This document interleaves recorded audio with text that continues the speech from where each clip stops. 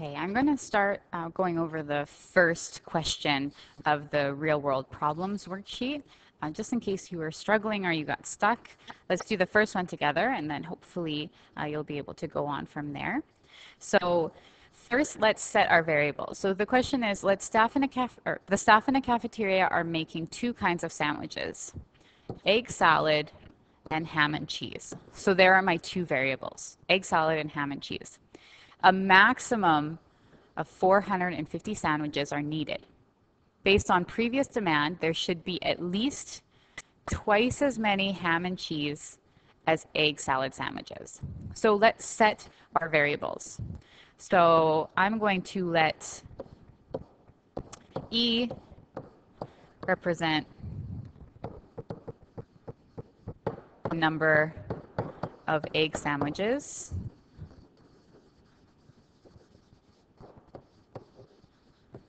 And I'll let H represent the number of ham and no E on ham, cheese sandwiches.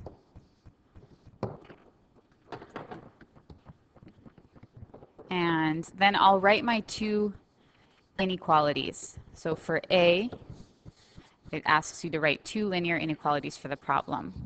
So my first statement was that a maximum of 450 sandwiches are needed. So the number is going to have to be less than or equal to 450. And then what are we adding to get to that 450? We're adding the number of sandwiches. So we'll have E plus H. So egg salad sandwiches, plus ham and cheese sandwiches have to be less than or equal to 450. And then my second one is that there should be at least twice as many ham and cheese sandwiches as egg salad sandwiches. So if I start with ham and cheese, there should be at least twice as many. So we're going to have greater than or equal to, because it's at least. And then we want twice as many we want twice as many ham as egg salad. So it will be is greater than or equal to 2E. Okay, so your ham and cheese sandwiches have to be greater than or equal to twice the amount of egg salad sandwiches. And then B is to write our restrictions. So let's think about this. If we're working with sandwiches, and I know that you can have a half sandwich, but in making sandwiches for guests, we should have whole sandwiches. And can we have negative sandwiches or decimal sandwiches? We can't. So if we write E such that and H such that, what are we going to put in there? Since they need to be positive whole numbers, we're going to put a W. So egg salad sandwiches such that all are whole numbers, and ham and cheese such that all are whole numbers. Okay, and so then this is that there would have to be greater than or equal to 0 sandwiches for both. So you could have 0, but you have to have at least 0. Okay, so try the rest of the questions just in the same way. So read the statement carefully, read what it's telling you, and look for the two statements. Okay, and then we're going to start section 6.3 in the notes. Okay, so in 6.3, we're solving systems of inequalities by graphing. So basically, when we solve a system, remember from last class, it means looking for the solution. So finding the solution and solving the system are the same thing. And to solve systems of inequalities, we have to graph each inequality, and then we find the solution set, which is what we were doing in the last section of the notes. So let's look at example 1. So we have two inequalities. 3x plus 2y is greater than -6. And since we have just greater than, this is called a, what kind of inequality? A strict inequality. And then our second inequality is y is less than or equal to 3. So what do we know about the domain and range for this? And sorry, my thing just moved over here. So is it giving us any restrictions in there? Like that it has to be, or those numbers have to be integers or whole numbers or anything? I don't see any restrictions. So since no restrictions are stated,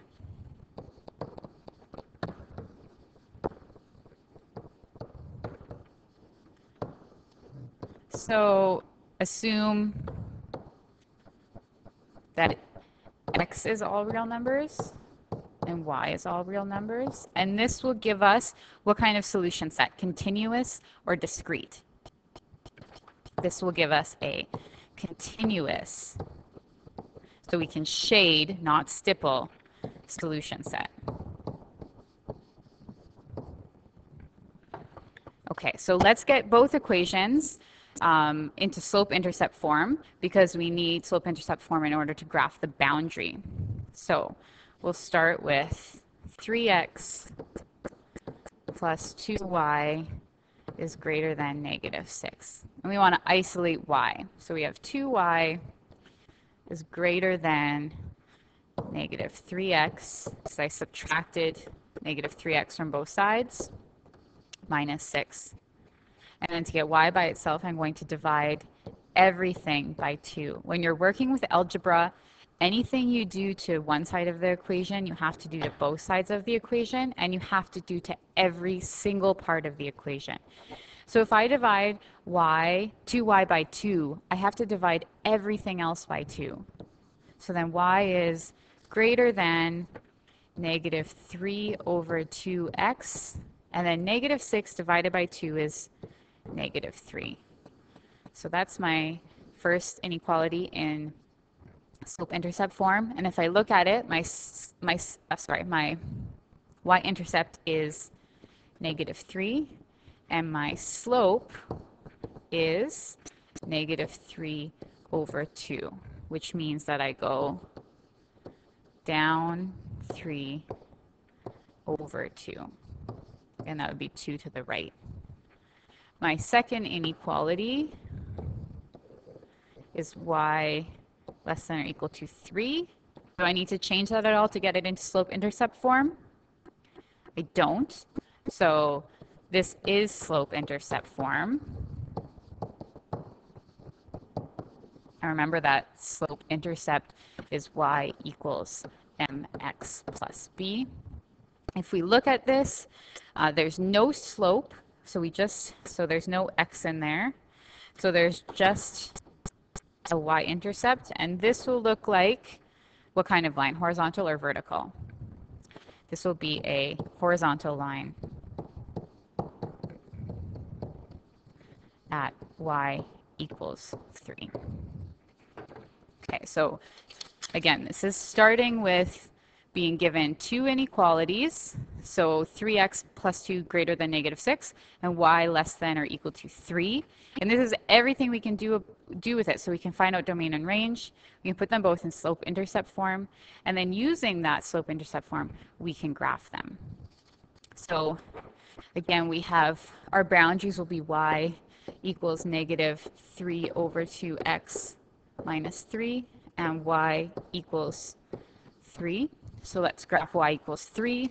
There's no slope, so I'm going to put it 1, 2, 3 right here.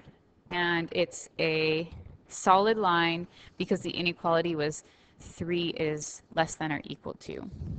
And since it's less than or equal to, my solution set will be under the line. Okay, and I'm going to do the cross-hatching again because since this is a system of inequalities, we'll have to find where the two overlap.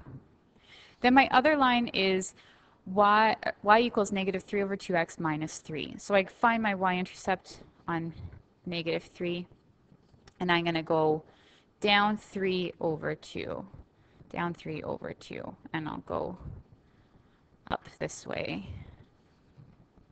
And then my original inequality was y is greater than, just greater than. So what kind of line am I going to put here? I'm going to put a dashed line. And then since it's greater than, I'm going to shade above.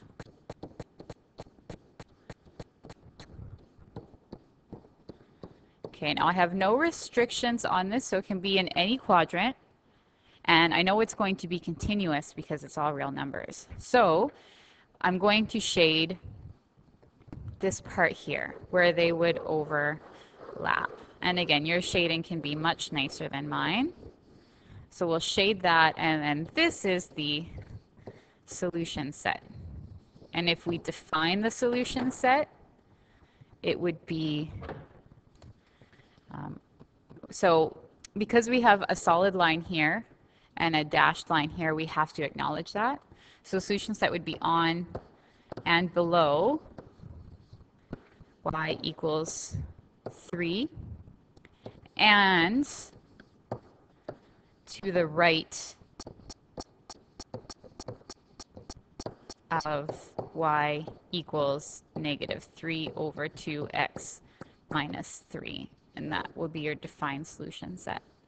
So it can only be to the right of this line here because it's dashed. So the line itself is not included in the boundary.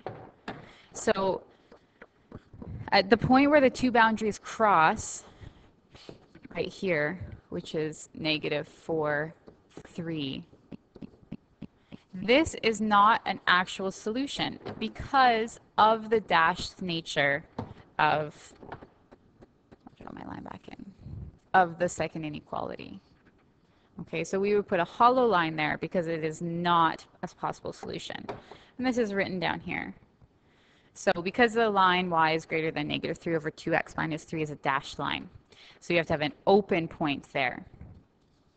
And then the solution set is the overlapping region on the graph. Two possible solutions. So let's just go find two possible solutions. And it can be anywhere in this shaded region. So we can go anywhere we want. So let's try here, 2 and 1. And then let's try maybe here. Okay, so it can be anywhere, 7, negative 5. You could have chosen any 2 points. So two possible solutions are 2 and 1, or 7 and negative 5. And you'll see from the large shaded region, so all of this here, there's lots of solutions. So if this were a question on a quiz, probably everyone would have different solution sets, or different possible solutions. And then how can we verify? And so we verify by substituting x and y into the inequalities. So if we wanted to, for example, verify 2, 1, we'll have y is greater than negative 3 over 2x minus 3. So we'll fill those in. So 1 is greater than or equal negative 3 over 2 times 2 minus 3. And that will be 1 is greater than negative 6. And we look at that. Is 1 greater than negative 6? It is. So this is true. And then test the same point in the other inequality. Y is less than or equal to 3. Now there's no x in this inequality, so we don't use the x. We'll just put 1 less than or equal to 3. Is that true? Is 1 less than or equal to 3? It is. So therefore, 2, 1 is a valid solution.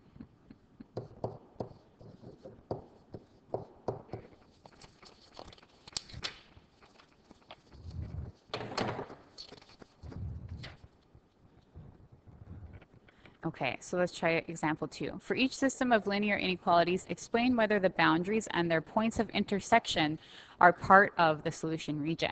So remember that at a point of intersection, both our lines will need to be solid in order for this to count. So let's look at the first one.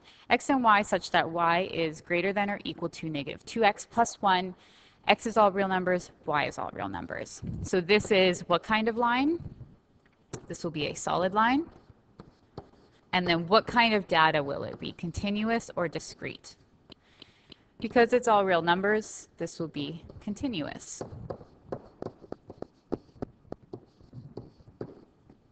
And then the second one, x and y, such that -2 is greater than 2x minus y. X is all real numbers, y is all real numbers. So because we have this less than, we know that our line will be dashed. And then our all real numbers tells us, again, we will have continuous data. Okay, so if we look at our two boundary lines, so the boundary here will be y equals -2x plus 1. And it's not in slope-intercept form, but it will be 2x minus y. So one of them will be included, one of them won't. Which one will be included? This one. So the boundary y equals -2x plus 1 will be included, but -2 equals 2x minus y will not be. And then because we have a solid line and a dashed line, will our point of intersection, so if we have a solid and a dashed line, and I don't know if that's what those lines look like, but will this point here be included? So will we have a solid or an open dot there?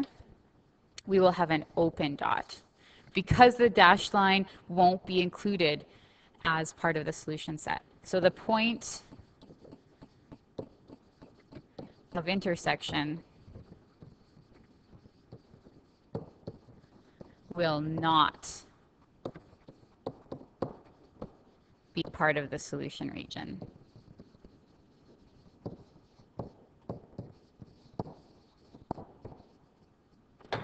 Okay, and then we look at the second example. So x and y such that y is greater than or equal to 3x minus 4. X is all integers, y is all integers. And then x and y such that 2y is less than or equal to x. X is all integers, y is all integers. So this first one will be what kind of line? It will be a solid line, which means the boundary is included.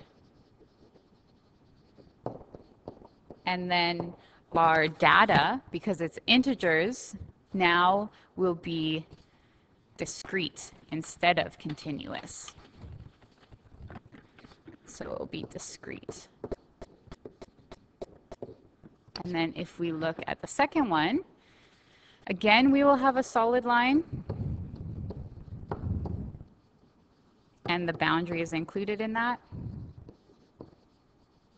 And because we have integers, again, our line will be, or sorry, our solution will be discrete. So we can say that the integer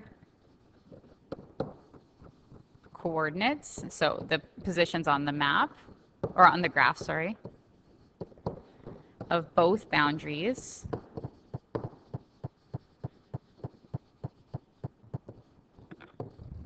will be included.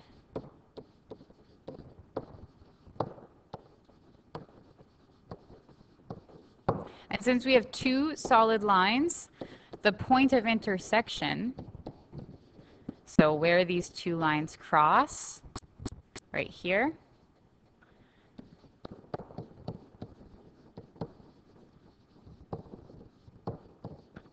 will be included.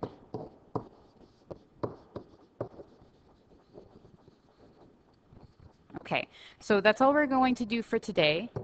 The I will be collecting the real world problems.